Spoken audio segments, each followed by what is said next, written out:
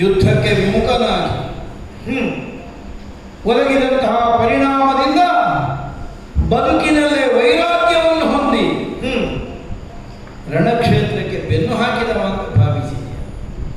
ಮತ್ತೆ ಈ ಕಣ್ಣಿಗೆ ಕಾಣುವ ದೃಶ್ಯಕ್ಕೆ ಯಾವ ಅರ್ಥವನ್ನು ಕಲ್ಪಿಸಬೇಕು ಗೊತ್ತಾಗಬೇಕು ನನಗೆ. ಯುದ್ಧದ ಕುರಿತಾದ ನಿರಾಸಕ್ತಿಯೇ ನನ್ನ ಸಂಕಲ್ಪ ಹೌದಾದರೆ ಮತ್ತೆ ಈ ಗದೆ ಯಾಕೆ ಹೆಗಲ ಮೇಲಿದೆ? ಅದನ್ನೇ ನೋಡಿ ಧಾತು ಗೆಡ್ಲಿಲ್ಲ ಅಂತ ಅರ್ಥ ಮಾಡಿಕೊಂಡವನ. ಎಲ್ಲಿಯೋ ಇದನ್ನು ಬಿಟ್ಟುಗಳನ್ನೇ ಮುಂದಕ್ಕೆ ಸಾಗಬಹುದಿತ್ತು.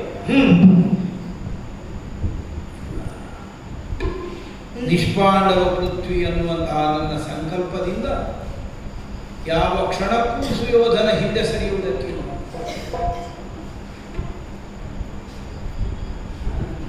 ಸುಯೋಧನನ ಬದುಕಿನಲ್ಲಿ ನಾಳೆ ಅನ್ನುವುದೊಂದಿದೆ ಎಂದಾದರೆ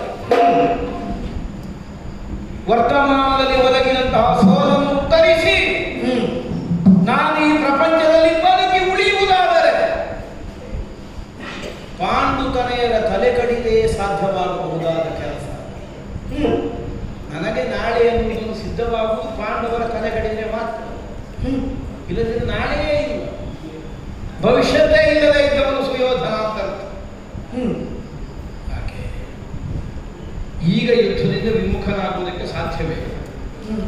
ನಾನೀಗಾದ ನಷ್ಟ ಎಷ್ಟು, ನಾನು ಕಳಕೊಂಡದ್ದೆಷ್ಟು, ಇದನ್ನು ಮರೆಯಿಂದ ಕುಂಟು ಹೇಳು. ನನ್ನ ಪ್ರೀತಿಯ ಸಹೋದರ 99, ನನ್ನ ಮಕ್ಕಳು 3 ಮಂದಿ, ಅನೇಕರು ನನ್ನ ಮೊಮ್ಮಕ್ಕಳು, ನನ್ನ ಬಂಧು ಬಳಗ, ಇವರೆಲ್ಲರೂ ಈ ಸಮರ ಕ್ಷೇತ್ರದಲ್ಲಿ ನನಗಾಗಿ ಹೋರಾಡಿ ಪ್ರಾಣಾರ್ಪಣವನ್ನು ಮಾಡಿದ ಮೇಲೆ ನಾನು ಸಮರ ಕ್ಷೇತ್ರದಿಂದ ಹಿಂದುಳಿಯುವುದಕ್ಕುಂಟೆ. ಆ ಭೀಮಸೇನನ ಅಳಿದು ಹೋದಂತಹ ನನ್ನ 99 ಮಂದಿ ತಮ್ಮಂದಿರನ್ನು ಅವನ ಉದರದಿಂದ ಹೊರಗೆ ತೆಗೆಯಲು ವಿಜಯ ಸ್ಥಾಪನೆಯನ್ನು ಮಾಡದೆ ಹೋದರೆ ನಾನು ಛಲದಂಕನಾದಂತಹ ಸುಯೋಧನ ಅಲ್ಲ ಅಂತ ತಿಳಿ.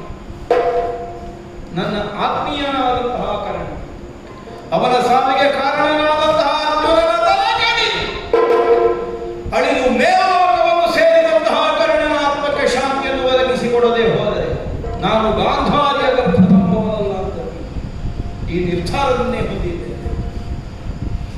ಅರಸ, ನಿನ್ನ ತಂದೆ ಏನಾಯಿತು ನೋಡು ಅಂತ ಹೇಳಿ ಕಳುಹಿಸಿದ. ಬಂದಂತ ನಾನು ನೀನಾದಂತ ಮಾತುಗಳನ್ನು ಕೇಳುತ್ತಾ ಇದ್ದೇನೆ. ಆದರೆ ಜನ್ಮಾಂತರದಿಂದ ನಿನ್ನ ತಂದೆಗೆ ಇದನ್ನು ಅರ್ಥೈಸಿ